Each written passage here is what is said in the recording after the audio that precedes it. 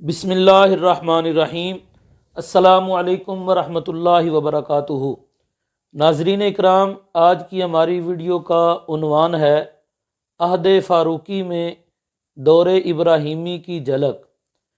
حضرت ابو مسلم خولانی جو طبقہ تابعین میں بلند پایہ بزرگ ہیں، ان کا ایک عجیب و غریب واقعہ احادیث و تاریخ کی نہایت ہی مستند کتاب تاریخ ابن عساکر، تاریخ ابن کثیر وغیرہ میں محدثانہ اسانید کے ساتھ مذکور ہے، جس کے دیکھنے سے سرور کائنات، فخر موجودات، نبی پاک صلی اللہ علیہ وآلہ وسلم کی جامعیت، کمالات کا نقشہ آنکھوں کے سامنے آ جاتا ہے کہ جو معجزات و کمالات انبیاء سابقین کو عطا ہوئے تھے، اسی قسم کے بعض کمالات حق تعالیٰ نے نبی علیہ الصلاۃ والسلام کی امت کے افراد پر بھی ظاہر فرمائے۔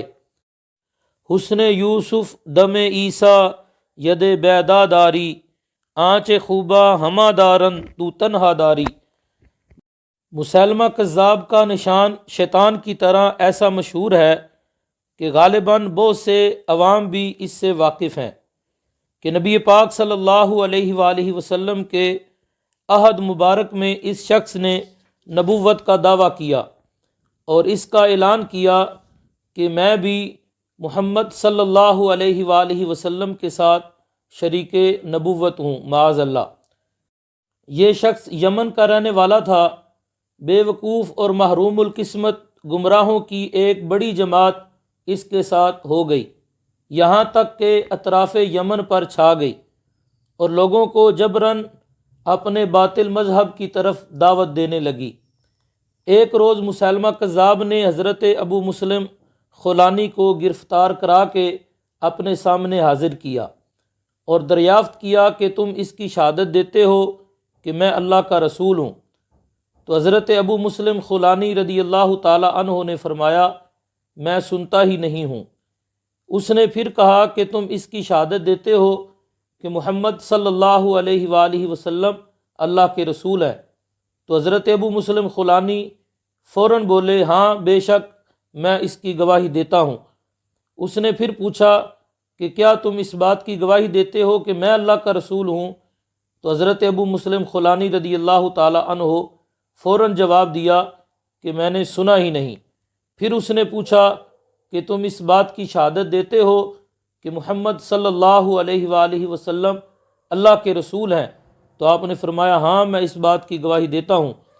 اسی طرح پھر تیسری مرتبہ اس نے یہی جملے دریافت کیے اور حضرت ابو مسلم خولانی نے وہی جواب دیا کہ جب وہ اپنے بارے میں گواہی طلب کرتا تو آپ فرماتے، مجھے سنائی نہیں دے رہا کہ تو کیا بکواس کر رہا ہے، اور جب نبی علیہ الصلاۃ والسلام کے بارے میں بات ہوتی تو آپ فرماتے، ہاں میں گواہی دیتا ہوں کہ نبی علیہ الصلاۃ والسلام اللہ کے آخری نبی ہیں۔ اسے غصہ آ گیا اور اس نے حکم دیا کہ ایک لکڑیوں کا انبار جمع کیا جائے اور آگ روشن کی جائے اور ابو مسلم کو اس میں ڈال دیا جائے۔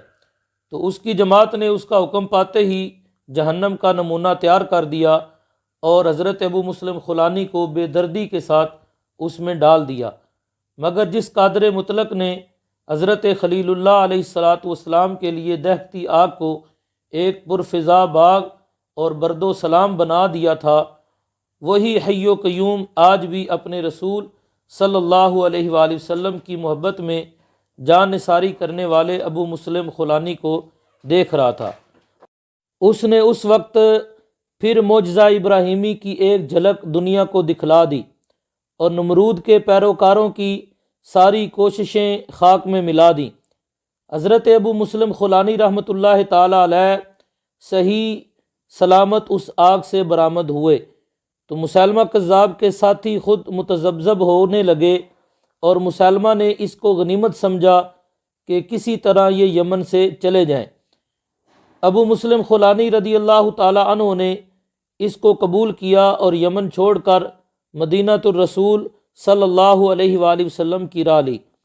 مدینہ طیبہ پہنچے تو مسجد نبوی میں داخل ہو کر ایک ستون کے پیچھے نماز پڑھنا شروع کر دی۔ اچانک حضرت فاروق اعظم رضی اللہ تعالی عنہ کی نظر ان پر پڑی تو بعد فراغت نماز دریافت کیا کہ آپ کہاں سے آئے ہیں؟ تو انہوں نے عرض کیا کہ میں یمن سے آیا ہوں۔ مسلمہ کذاب کا یہ واقعہ کہ کسی مسلمان کو اس نے آگ میں جلا دیا ہے بہت مشہور ہو چکا تھا۔ حضرت فاروق اعظم رضی اللہ تعالی عنہ بھی اس سے متاثر اور حقیقت دریافت کرنے کے مشتاق تھے۔ ان سے پوچھا کہ آپ کو اس شخص کا حال معلوم ہے جس کو مسلمہ کذاب نے آگ میں جلا دیا ہے؟ تو حضرت ابو مسلم خولانی غایت ادب سے عرض کرنے لگے کہ وہ میں ہی ہوں۔ تو حضرت فاروق اعظم رضی اللہ تعالی عنہ نے قسم دے کر فرمایا کیا واقعی آپ ہی ہیں؟ تو آپ نے فرمایا ہاں میں ہی ہوں جس کو اس کذاب نے آگ میں جلانے کی کوشش کی۔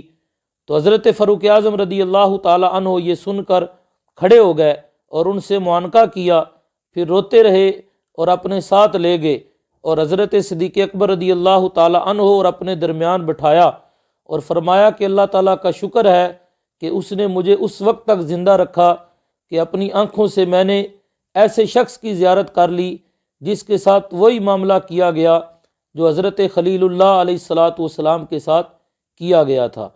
ناظرین اکرام، یہ ہے نبی علیہ الصلاۃ والسلام کی ختم نبوت پر پہرا دینے کا انجام کہ حضرت پیر میر علی شاہ صاحب رحمۃ اللہ تعالیٰ علیہ نے سچ فرمایا تھا کہ جو بھی ختم نبوت پر کام کرتا ہے اس کے پیچھے نبی علیہ الصلاۃ والسلام کا ہاتھ ہوتا ہے۔